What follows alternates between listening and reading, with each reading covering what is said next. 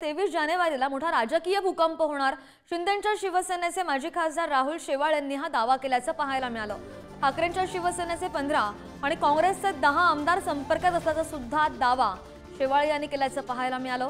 ठाकरेंच्या शिवसेनेचे 5 खासदार सुद्धा आमच्या संपर्कात आहेत असं सुद्धा शेवाळे म्हणतात। राहुल शेवाळेंच्या दाव्याला विजय वडेट्टीवार यांनी प्रत्युत्तर दिल्याचं पाहायला मिळालं आणि राहुल शेवाळे कोण त्यांच्या बोलण्याला महत्त्व देत नाही असं सुद्धा वडेट्टीवार यांनी म्हटलंय।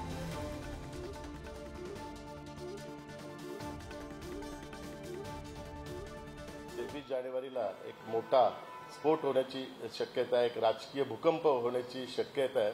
म्हणून आपल्या पक्षाचं अस्तित्व टिकवण्याकरता, आपल्या पक्षातल्या आमदारांना टिकवण्याकरता अशा बातम्या वडेट्टीवार आणि संजय राऊत पसरवत आहेत। काँग्रेसचे काही आमदार आणि उभाटाचे आमदार हे शिवसेनेमध्ये प्रवेश करण्याकरता इच्छुक आहेत। त्यांची संख्या 15-10 अशा संख्येवर आहे आणि त्यामुळे कुठे ना कुठेतरी आपला पक्ष फुटू शकतो। आपल्या पक्षाचा अस्त दुसऱ्याच्या उदयापेक्षा स्वतःच्या अस्ताची काळजी घ्या।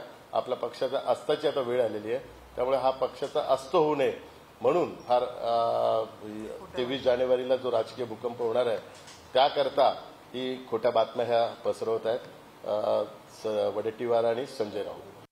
कोणी 15 कोणी 25 आता शेवाळे कुठे आहेत, शेवाळे कोण आहेत, शेवाळेंना काही बुड आहे का, की त्यांच्या बुडाला शेवाळच आहे। त्यामुळे अशा बेसलेस वक्तव्याला आम्ही फार काही महत्त्व देत नाही। आणि संख्या कमी आहे, लढाईची जिद्द आहे, आम्ही लढत राहू आणि जनतेच्यासाठी विरोधी म्हणून सरकारवर नियंत्रण आणि अंकुश ठेवण्यासाठी आमची भूमिका आम्ही प्रामाणिकपणे पार पाडत राहू।